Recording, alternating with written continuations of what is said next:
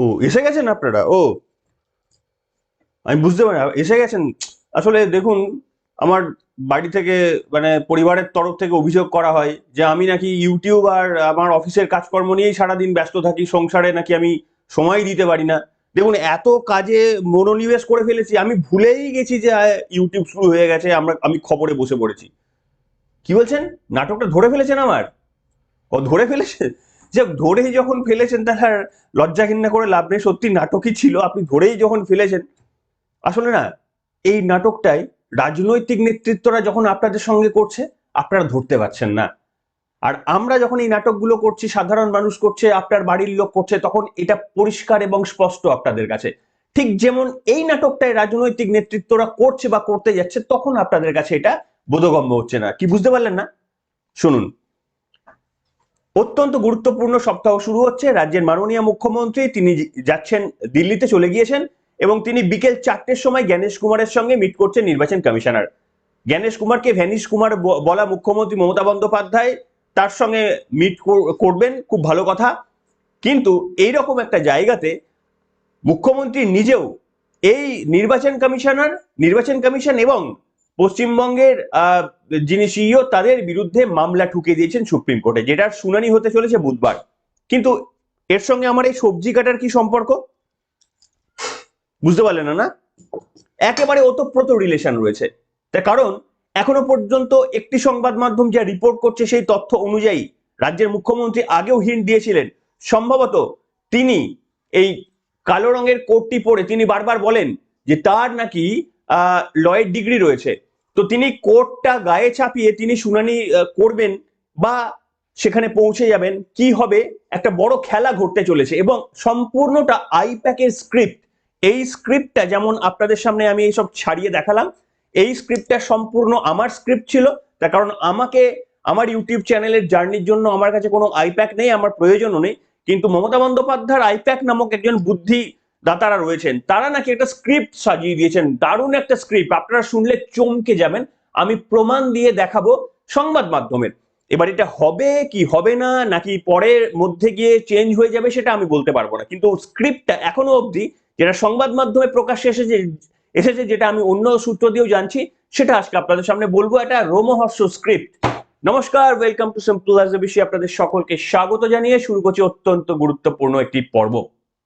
আসুন, আমি আপনাদের সামনে প্রথমেই যেটা বলবো, রাজ্যের মাননীয় মুখ্যমন্ত্রীর আহ বাজেটেরটা পরে আসি। একটা লাইন শুধু বাজেটেরটা বলে দিই। বাজেট কেমন হয়েছে সে নিয়ে বাজেট বিশেষজ্ঞ আমি নই, তবে আহ, মোটামুটি দীর্ঘ 15 বছর আইটি সেক্টরের এক্সপিরিয়েন্স, তারপরে ইঞ্জিনিয়ারিং কলেজে 3 বছর পড়িয়েছি। তো এই বেসিসে যেটুকু বিদ্যা বুদ্ধি রয়েছে সেই অনুযায়ী আমার কাছে মোরারলেস ভালোই বাজেট। তার কারণ প্রতিরক্ষা ক্ষেত্রে সব থেকে বেশি বরাদ্দ হয়েছে, তারপরে কৃষি এবং স্বাস্থ্য ক্ষেত্রে বা এডুকেশন ক্ষেত্রেও বরাদ্দের পরিমাণ যথেষ্টই বেশি। শুধু তাই নয়, সব থেকে ভালো কারণ আরেকটা, যে এখানে ওষুধের মানে জীবনদায়ী ওষুধের দামগুলো কমানো হয়েছে, যেটা অত্যন্ত গুরুত্বপূর্ণ ছিল। এবং মদের দাম, সিগারেটের দাম বাড়ানো হয়েছে। এটা একটা ভালো বাজেটের একটা নমুনা। যাই হোক, চলে আসি পরবর্তী পর্যায়ে, যেটা নিয়ে বলতে শুরু করলাম।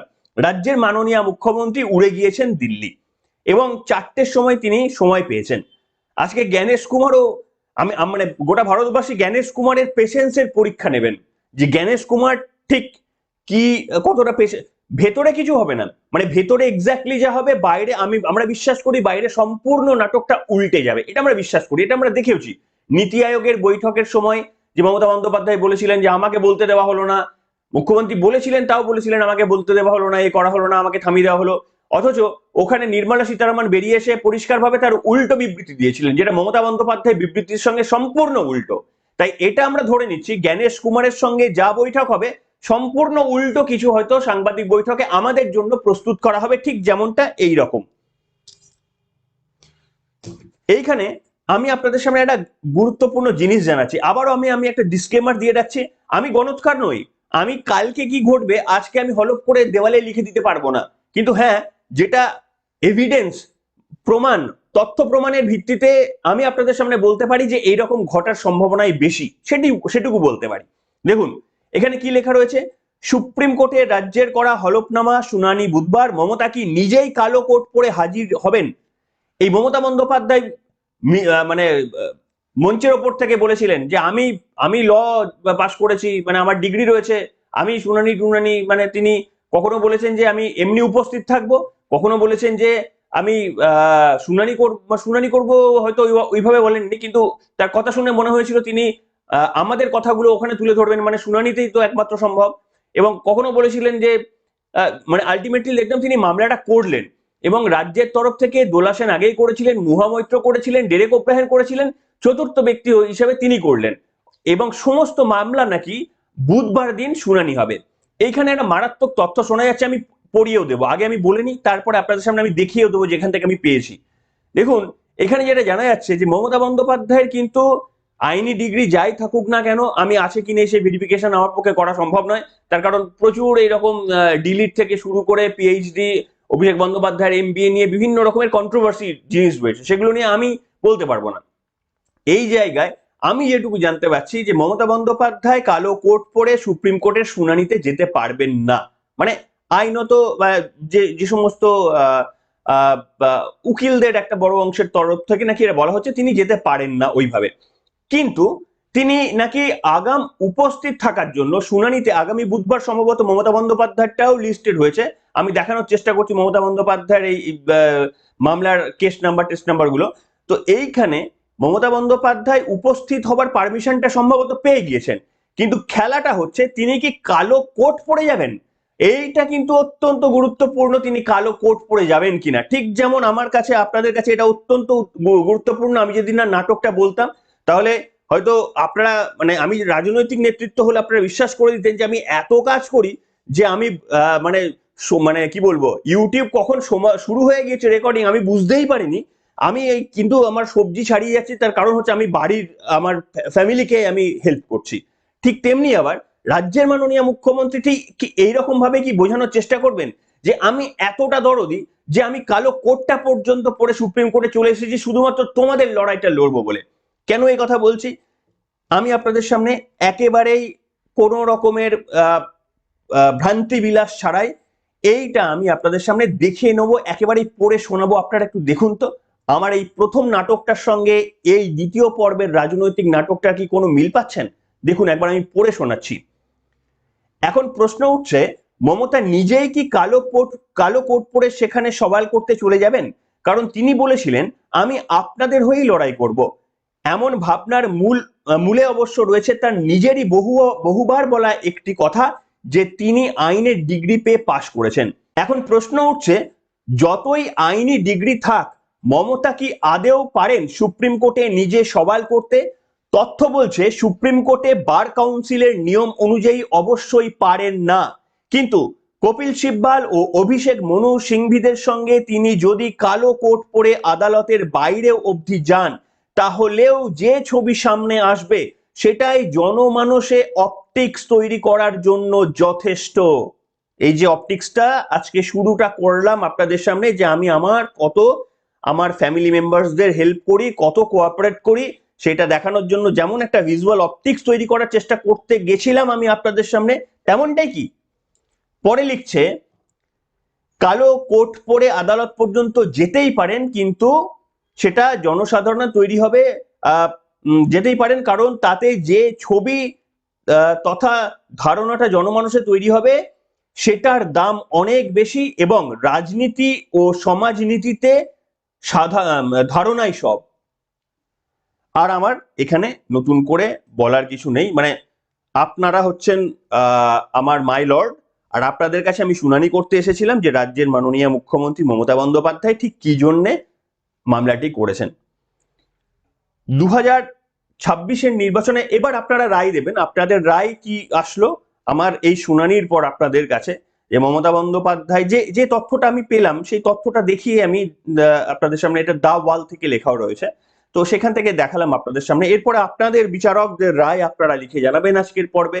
আপনারা সাবস্ক্রাইব করবেন, যদি আমার এই সওয়াল পছন্দ করেন আপনারা একটু সাবস্ক্রাইব করে দেবেন।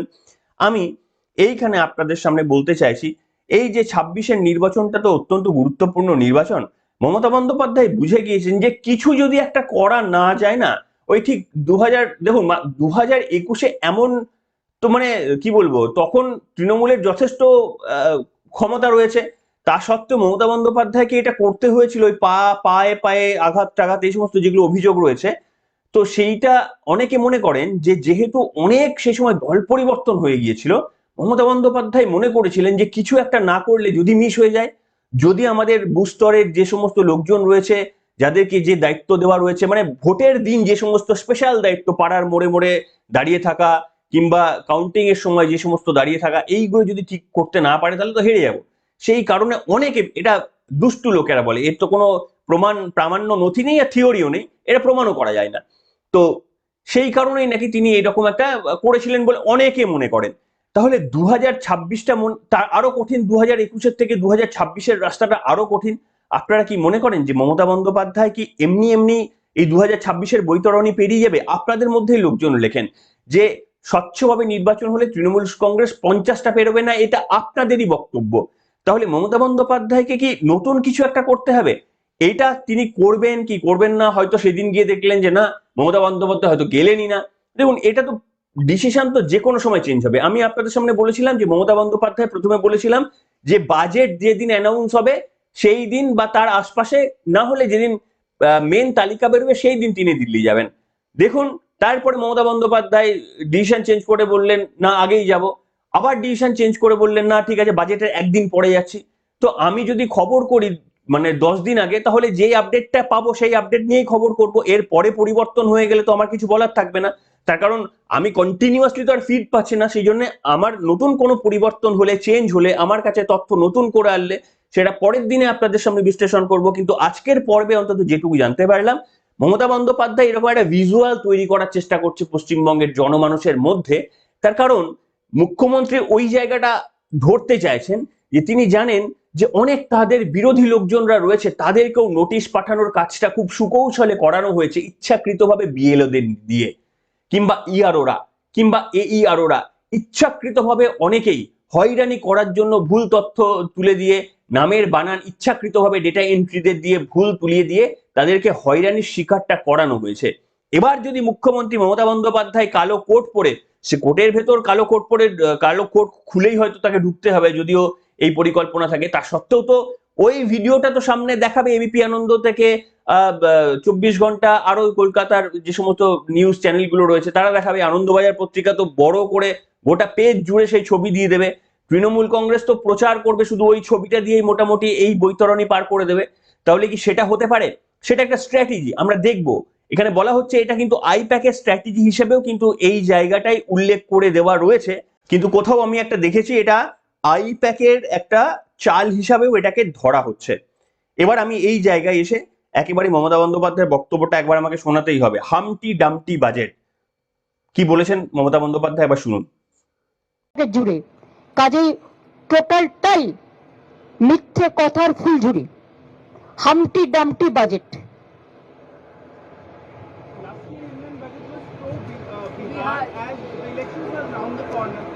They know they will lose Bengal. They will lose in Bengal. That's why they are using SIR. If they have the guts, I will appeal them to contest us politically, democratically, instead of using the election commission and the agencies. শুনলেন, যেখানে নিত্য প্রয়োজনীয় মানে অত্যন্ত জীবনদায়ী ওষুধের দাম কমানো হয়েছে, মদ সিগারেটের দাম বাড়ানো হয়েছে, সেখানে মমতা বন্দ্যোপাধ্যায়ের হামটি ডামটি বাজেট বলে মনে হয়েছে। হতেই পারে, তার কারণ পশ্চিমবঙ্গের মদ শিল্প যেভাবে রমরমা করে বাড়ছে, সেখানে দেশের নিরিখে তার মনে হতেই পারে যে এই শিল্পটাকে জোর দিলে ভারতবর্ষের কিছু আয় হতে পারতো, ভারতবর্ষ আরো বেশি অগ্রগতি করতে পারতো, সেটা বলতেই পারতেন। সেই কারণেই তিনি হামটি ডামটি বাজেট বললেন কিনা আমি বলতে পারবো না। কল্যাণ বন্দ্যোপাধ্যায় আবার খুব রেগে গেলেন, জানি না কি কারণে রেগে গেলেন। মানে অনেক অনেক কিছু তো পরিবর্তন হয়েছে, জীবনদায়ী ওষুধের দাম যেমন কি বলবো কমেছে, মদের দাম বেড়ে গিয়েছে। কোন কারণে তিনি রেগে গেলেন আমি বলতে পারবো না, কিন্তু তিনি বলছেন সব ভুলভাল, দেশকে বেঁচে দেওয়ার বাজেট, হ্যান বাজেট ত্যান বাজেট। কি বলেছেন কল্যাণ বন্দ্যোপাধ্যায় একটু জানাবেন তো, কেন রেগে গেলেন? এর মধ্যে কোনো সম্পর্কিত রয়েছে যে কোনো একটা দাম বৃদ্ধি হয়েছে বলে বা কোনো একটা দাম কমে গেছে বলে? শুনুন। ये बजट क्या करेगा? वो देश का डिस्ट्रॉय करेगा और क्या करेगा? फाइनेंस तो सब कुछ खत्म कर दिया और क्या है? मोदी जी अभी साधु बन के घूम रहा है, देश तो बेच दिया और क्या करेगा? শুনলেন, জানি না কল্যাণ বন্দ্যোপাধ্যায় আবার চটে গেলেন কেন। এবং সব থেকে বড় কথা হচ্ছে বাজেটের আপনারা কোন কোন জিনিসের দাম কমছে, কোন কোন জিনিসের দাম বাড়ছে, এটার জন্য আপনারা দেখে নিয়েছেন। আর আমি বাজেট বিশ্লেষকও নই, অত মানে এটার জন্য অর্থনীতিবিদ হওয়া প্রয়োজন। কোন একটা ইউটিউবার এসে সংবাদ মাধ্যম থেকে দেখে কিংবা টিভির নির্মলা সীতারামনের ভাষণ শুনে আপনাকে ওইগুলো বললে ব্যাপারটা ওরকম হলো না। এটা টোটাল আমাদের জানতে হবে টোটাল ডোমেস্টিক মানে জিডিপি কত রয়েছে, তারপর আপনাকে জানতে হবে এই জায়গায় প্রত্যেকটি সেক্টরে কত করে অ্যালোকেশনস রয়েছে, অন্যান্য বার কত অ্যালোকেশনস থাকে, তার রেট কত থাকে, এবারে কতটা রেট বাড়ানো হয়েছে, এই বড় অ্যানালিসিস করে কতটা আমাদের ঋণ রয়েছে, এই ঋণের শোধ করার জন্য কতটা অ্যালোকেশনস এই বাজেটে রাখা হয়েছে, অনেক অ্যাসপেক্ট ধরে বাজেটে অ্যানালিসিস করতে হয়। এটা সব থেকে মানে ইকোনমিক্স এর মধ্যে এটা অন্যতম টাফ সাবজেক্ট একটা। তো এই জায়গাটার মধ্যে এত সহজে বলে দেওয়া যায় না, আপনারা যেটুকু পেয়ে গেছেন। কিন্তু সব থেকে গুরুত্বপূর্ণ যে বিষয়টি আমি আপনাদের সামনে লাস্ট বলে শেষ করব, সেটা হচ্ছে দেখুন, আমরা ওই যুদ্ধের সময় ভাবি যে কেন আমাদের চীনের মতো এত মানে এত এত কিছু আমাদের কেন নেই, এত আমরা কেন ইকুইপড হতে পারছি না। সেখানে আজকে মোদী সরকার কি করেছে, প্রতিরক্ষা খাতে বরাদ্দ বৃদ্ধি করে 7,85,000 কোটি টাকা করেছে।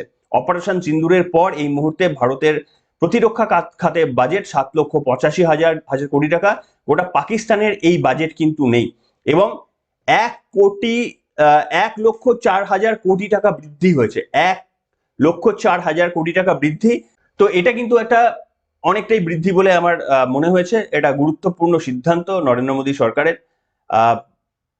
তার কারণ দেশ সুরক্ষিত না হলে আমরা সুরক্ষিত নই, এবং সব থেকে জীবনদায়ী ওষুধের দাম কমানোটা অত্যন্ত গুরুত্বপূর্ণ। আমি আবেদন করব যে সমস্ত পরিবারগুলো এই যন্ত্রণার মধ্যে দিয়ে ভুগছেন, তারা শুধু বুঝতে পারছেন যে কিভাবে জীবনের মানে কিভাবে বদলে যায়। তাই জীবনদায়ী ওষুধের দাম কমান, সেই অপারেশনস গুলো এইগুলোর জন্য যতটা পারবেন কেন্দ্রীয় প্রকল্পের টাকা আরো বেশি করে বরাদ্দ করুন। ওই মানুষগুলো এমনিতেই চিন্তায় থাকেন, কোনো পরিবারের কেউ অসুস্থ মানে মারাত্মক শয্যাশায়ী হয়ে গেলে, মারাত্মক রোগে অসুস্থ হয়ে গেলে এমনিতেই চিন্তা থাকে, তার উপরে অর্থ সংস্থানের হিসাব কিংবা তার উপরে এই ওষুধের বা অপারেশনের খরচ বেড়ে গেলে নাজেহাল অবস্থা। ওগুলোকে আরো কমানোর চেষ্টা করুন, ওদের পাশে থাকুন। যেগুলো কি বলবো ডেঞ্জারাস কিছু রোগ রয়ে গিয়েছে, সেগুলোর প্রতি আরো বেশি করে পেশেন্টসদের সহানুভূতিশীল হন। পরবর্তী বাজেটে আমরা এটা এক্সপেক্ট করব, ঠিক যেমন এক্সপেক্ট করব আয়করে কমানো হোক, তেমনি আবার এটাও আমরা এক্সপেক্ট করব। আপনাদের ওভারঅল মন্তব্য লিখে জানাবেন। স্পেশালি আমার নাটকটা মোটামুটি পছন্দ হলো কিনা।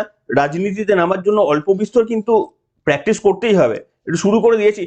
রাজনীতিতে নামার আমার কোনো শখ নেই, কিন্তু যাই হোক ইউটিউবেও যদি মানে কি বলবো এই সমস্ত মানে টিক্স গুলো যেগুলো রাজনৈতিক নেতৃত্বদের কাছ থেকে আমরা শিখছি, সেগুলো যদি এখানেও অ্যাপ্লাই করতে পারি, মন্দ কি বলেন?